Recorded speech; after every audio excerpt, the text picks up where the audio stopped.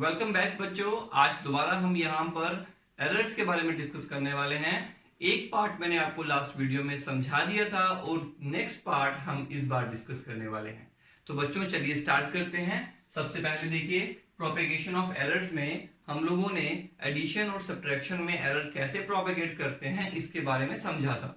और आज हम ये डिस्कस करेंगे कि एरर्स मल्टीप्लिकेशन और डिवीजन में किस तरह से प्रोपेगेट करते हैं। तो एडिशन और सब्ट्रैक्शन में हमने क्या पढ़ा था मैं आपको बता देता हूं कि अगर दो मेजरमेंट्स हमने की और दोनों को ऐड किया और उससे जो रिजल्ट बना वो z है। मान लो जैसे कि आप कोई पेरीमीटर नापते हैं, मान लो कोई लेंथ नापी और उसका फिर ब्रेड्थ नापा, तो 2 टाइम्स लेंथ कर लो 2 टाइम्स ब्रेड्थ कर लो, तो उससे जो पेरीमीटर बनेगा, तो यहां पर ये देखिए एक मेजरमेंट है, ये दूसरी मेजरमेंट है, दोनों को ऐड किया, उसका एक रिजल्ट बना।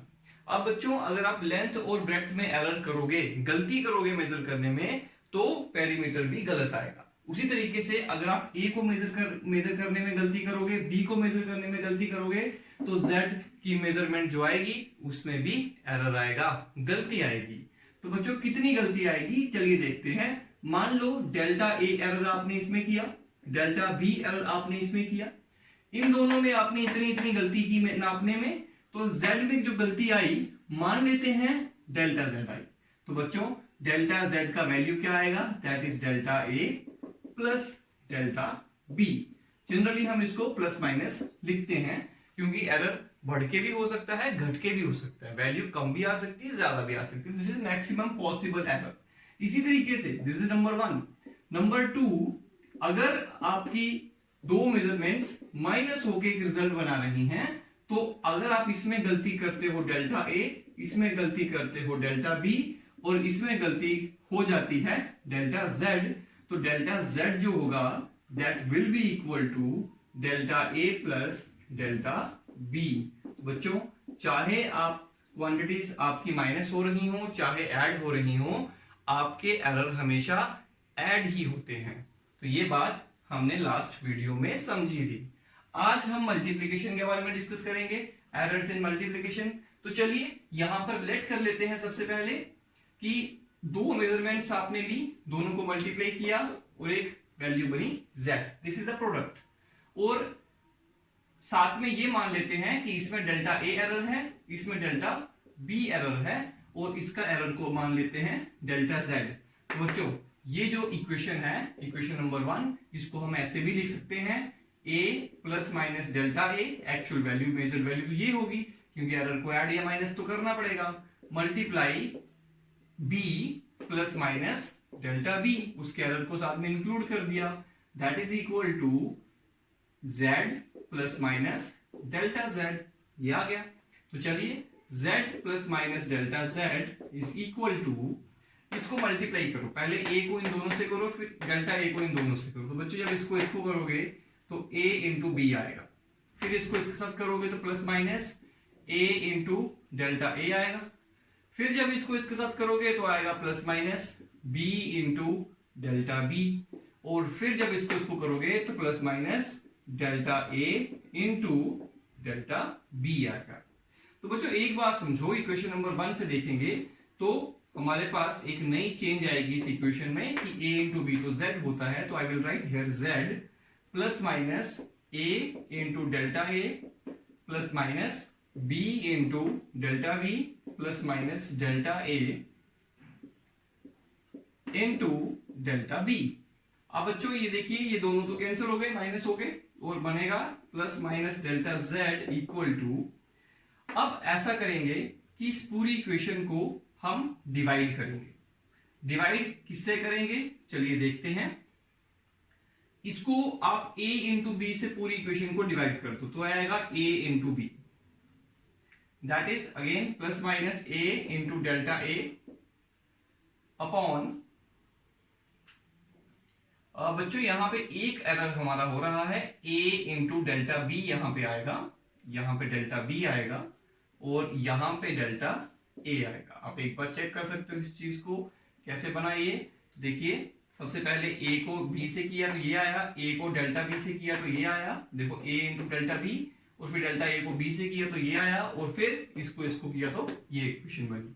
तो चलिए यहाँ पे b लिखना चाहिए था हमें, नीचे लिखते हैं a इंटू बी, पूरी इक्वेशन को a इंटू बी से डिवाइड कर दो, प्लस माइनस यहाँ आएगा b into delta a upon a into b plus minus delta a into delta b upon a into b. तो बच्चों देखिए a कैंसिल हो गया, b कैंसिल हो गया, तो यहां से a इंटू बी तो z होता है, तो plus minus delta z upon z equal to plus minus delta b upon b plus minus delta a। मैं पहले a वाला लिख लेता हूं, delta a upon a plus minus delta b upon b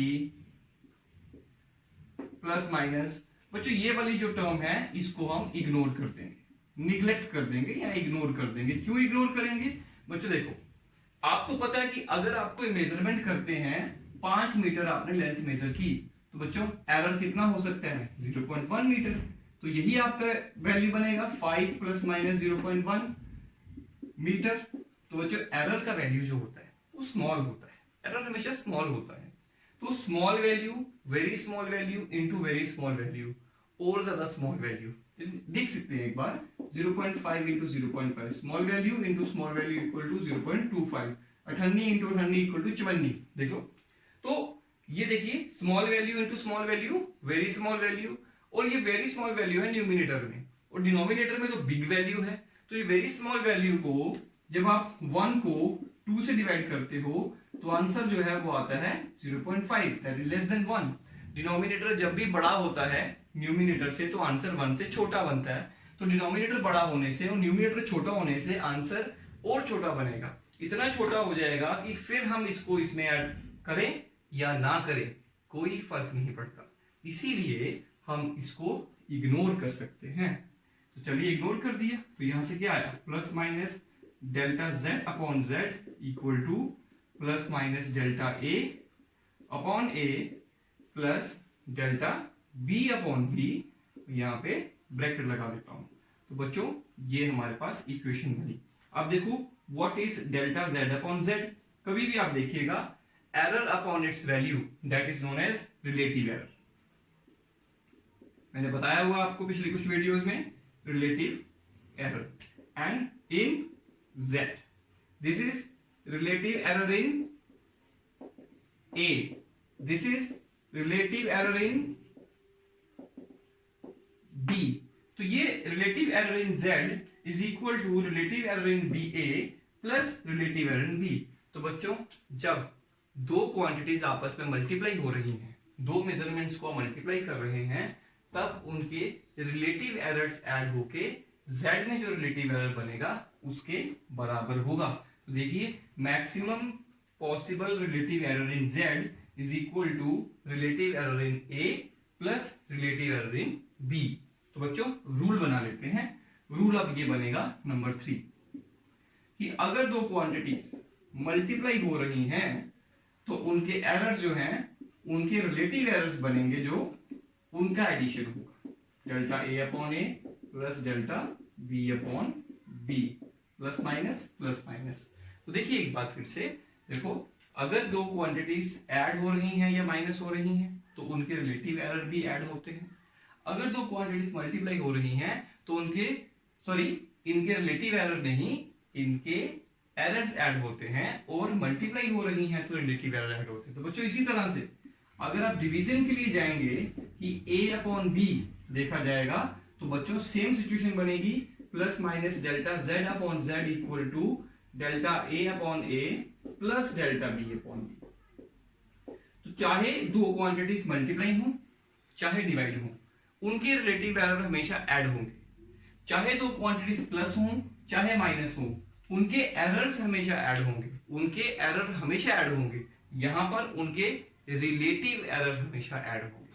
तो ये होता है मल्टीप्लिकेशन में एरर्स किस तरह से प्रोपेगेट करते हैं। चलिए बच्चों इसके बाद नेक्स्ट टॉपिक डिस्कस करते हैं, errors in case of a measure quantity raised to a power. सबसे पहले मैं आपको बता दूं अभी तक हमने क्या क्या पढ़ लिया है। अगर क्वांटिटीज ऐड हो रही हैं तो उनके एरर्स ऐड होंगे, अगर क्वांटिटीज माइनस हो रही हैं तो उनके एरर्स भी माइनस होंगे, अगर क्वांटिटीज मल्टीप्लाई हो रही हैं तो उनके रिलेटिव एरर्स ऐड होंगे, और अगर क्वांटिटीज डिवाइड हो रही हैं तो उनके रिलेटिव एरर्स भी डिवाइड होंगे। तो चलिए अब एक नई क्वांटिटी को समझते हैं। देखिएगा, ये देखिए, अगर मैं कुछ क्वांटिटीज को इस तरह से लिखूं, a मल्टीप्लाई b मल्टीप्लाई, या ऐसा लिखूं a मल्टीप्लाई, और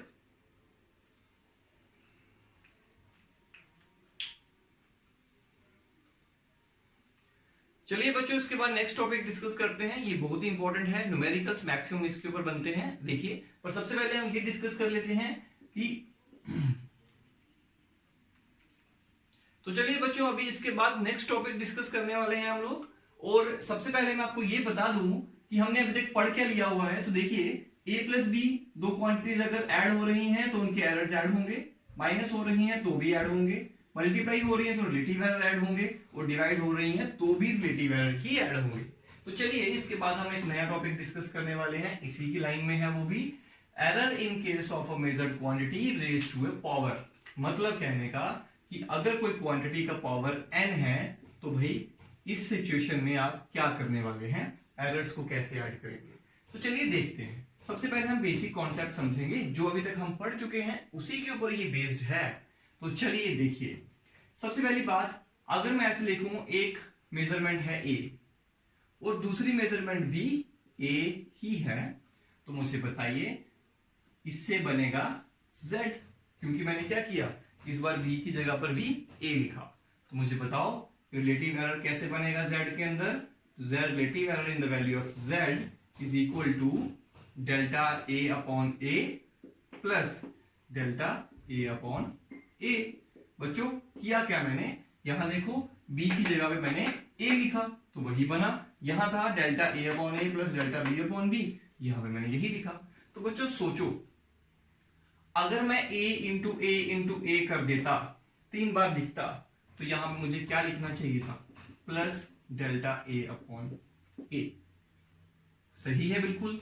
और अगर मैं इसके आगे b भी लिख देता तो फिर मुझे क्या लिखना चाहिए था, डेल्टा b अपॉन b। लेकिन अभी मैं b को नहीं ऐड करूंगा, अभी मैं सिर्फ इसको ऐड करूंगा। तो चलिए, ये सिचुएशन बनी। अब बच्चों मुझे बताओ a इंटू a किसके बराबर होता है, a पावर n या a पावर 3 लिखते हैं एग्जैक्टली। तो चलिए एरर की बात करते हैं। Delta z upon z is equal to plus minus 3 times delta a upon a। तो आप खुद देखो, z equal to a power 3 का क्या आया, relative error in the value of z is equal to 3 times delta a upon a। तो बच्चों, if z equal to a power 3, then relative error in the value of z is equal to 3 into delta a upon a। तो अगर a की जगह n की जगह या 3 की जगह पे n होता तो हम यहां पे क्या लिखते, n। तो बच्चों सिंपल हो गया। नंबर 3 रूल क्या बना हमारे पास, z equal to a power n अगर आपको मिलता है तो relative error in the value of z equal to plus minus n into delta a upon a। तो बच्चों ये देखिए, एक नया फॉर्मूला हमारे पास तैयार हो गया। इसको तैयार करने के बाद यहां से नए फॉर्मूलाज भी रेडी हो सकते हैं। कैसे रेडी हो सकते हैं, चलिए देखते हैं। ये तो समझ में आया। अब बच्चों एक कंडीशन और क्रिएट करते हैं यहां पे। अगर ऐसा होता z equal to a into b into c, तो क्या लिखते, तो हम कहते या a into a multiply b into b। ऐसा होता तो क्या करते, तो हम कहते relative error in the value of z, इस z की वैल्यू में जो रिलेटिव एरर बनेगा that is equal to plus minus delta a upon a plus delta b upon b, no delta a upon a plus delta b upon b plus delta b upon b। और you can write like this also, plus minus delta a upon a और delta z upon z is equal to plus minus 2 into delta a upon a plus 2 into delta b upon b। ये आता obviously. और इसको हम ऐसे नहीं अब ऐसे लिख लेते हैं a power 2 multiply b power 2। तो अगर ऐसा आपको दिया हो तो आप कैसे लिखेंगे? इस तरह से लिखेंगे। कैसे लिखा? 2 into delta A upon A plus 2 into delta B upon B. मैं इसको फिर से बनाता हूं, इसी में चेंजेस करेंगे अभी और सारी बातों को समझेंगे बच्चों। देखिएगा, अगर मैं ऐसा करूं, मैं इसको फिर से एक बार रब कर रहा हूं, आप आई होप आपने नोट कर लिया होगा, हम फिर से इसको समझते हैं। अगर मैं ऐसा लिखूं a power 2 into B power 2 into C power 4, तो कैसे लिखेंगे? तो कहेंगे plus minus delta z upon z, maximum possible error in the value of relative error in the value of z is equal to 2 multiply, मैं plus minus को ignore कर रहा हूं 2 मिनट के लिए, 2 multiply delta a upon a plus 2 multiply delta b upon b plus 4 multiply delta c upon c। I hope आप समझ गए होंगे। बिल्कुल। और अगर ऐसे लिखा होता p का पावर 8 तो क्या लिखते? Plus 8 multiply delta d upon d। तो इस तरह से हमारे पास इक्वेशन बन जाती है। तो इस तरह से इसको बनाया जाता है। मैं आपको एक बात फिर से बताता हूं। देखिए, अगर आपको ऐसे दिया हो z इक्वल टू a का पावर n इंटू b का power m and divide by c का पावर p, तो कैसे लिखोगे? तो सिंपल है, delta z upon z is equal to n multiply delta a upon a, बिल्कुल सही है, n times delta a upon a plus m times जो पावर है उसको नीचे लिखिए और इंटू रिलेटिव एरर को मल्टीप्लाई करो इसके साथ। बिल्कुल। अब मुझे बताओ, अब c का लिखना है p into delta c upon c। अब बताओ यहां माइनस आएगा कि प्लस आएगा? तो कहेंगे यहां पर प्लस आएगा। प्लस क्यों आएगा? चाहे बच्चों मल्टीप्लाई हो रही हो क्वांटिटीज, चाहे वो डिवाइड हो रही हो, याद रखो रिलेटिव एरर हमेशा ही ऐड होते हैं, मैंने आपको बताया। तो चाहे डिनोमिनेटर में हो चाहे न्यूमिनेटर में हो, आपको ऐसा ही लिखना है। तो आपने लिख दिया। एक बात और आगे बताता हूं। अब इस पूरी इक्वेशन को मल्टीप्लाई द इक्वेशन विद 100, तो देखो plus minus delta z upon z, मैं यहां लिख लेता हूं प्लस माइनस को, तो अब ना भी लिखेंगे तो चलेगा। Multiply 100 equal to n multiply delta a upon a multiply 100 plus m multiply delta b upon b multiply 100 और उसके आगे plus p multiply delta c upon c multiply 100। तो बच्चों ये सब चीजें लिखने के बाद अब मुझे बताओ ये क्या बन गया? मुझे बताओ इसका मतलब क्या होता है, इसका मतलब क्या होता है और इसका मतलब क्या होता है, और ये क्या है? याद करो, error upon its actual value multiply 100, that is known as percentage error in z equal to n multiply percentage error in a plus m multiply percentage error in b plus p multiply percentage error in c। तो बच्चों ये हमारे पास final situation बनी। तो इस तरह से हम इसको बनाते हैं। इसके ऊपर बहुत सारे न्यूमेरिकल्स बनते हैं और एग्जाम्स में आते हैं। तो चलिए एक न्यूमेरिकल ट्राई करते हैं हम लोग। तो चलिए बच्चों देखते हैं प्रॉब्लम क्या है। A physical quantity P is calculated from the relation P is equal to a power 2 b power 3 c power 4 and d power 1/2। If percentage error in A, B, C and D are 1%, 2%, 3% and 4%, then find the percentage error in P। देखिए बच्चों situation क्या है, हमारे पास एक relation है, this is relation. इसमें क्या है कि A एक क्वांटिटी है, B भी है, C भी है और D भी है, ठीक है। जब आपने A को मेजर किया तो आपने 1% एरर उसमें किया मेजर करने में, B को मेजर करने में आपने 2% एरर किया, C को मेजर करने में आपने 3% एरर किया और D को मेजर करने में आपने 4% गलती की। पूछ रहे हैं कि अगर इसमें 1% गलती हुई है नापने में, इसको नापने में 2% हुई है, इसको नापने में गलती 3% हुई है और इसको नापने में गलती 4% हुई है, तो बताओ P का जो वैल्यू आएगा उसमें कितने परसेंट एरर होगा, कितने परसेंट गलती होगी, ये हमें मेजर करना है। तो चलिए देखते हैं कि कैसे करेंगे। तो सबसे पहले आपको एक रिलेशन पता है कि percentage error in P is equal to, power देखिए क्या है 2 multiply percentage error in A, बिल्कुल सही, स्मॉल a लिखना है, plus plus multiply for the plus लिखेंगे 3 multiply percentage error in B plus, फिर से प्लस है, एक ही लाइन में लिख रहा हूं अभी भी, मत सोच रहे कि डिवाइड में आ गया, 4 मल्टीप्लाई परसेंटेज एरर इन C प्लस 1/2। बच्चों रूट का मतलब होता है 1/2, पावर 1/2, तो मैं इसको रूट को हटा के यहाँ पे 1/2 भी लिख सकता हूं। 1/2 मल्टीप्लाई परसेंटेज एरर इन D, यहां पे स्मॉल b आएगा, तो चलिए लिखते हैं आगे। 2 multiply what is percentage error in A, 1%, plus 3 multiply what is percentage error in B, that is 2%, plus 4 multiply percentage error in C, that is 3%, plus 1/2 multiply percentage error in D, that is 4%। देखिए बच्चों 2 into 1 2%, plus 3 to the 6%, 4 3 जा 12%, plus 1/2 2 cancel हो गए 2%।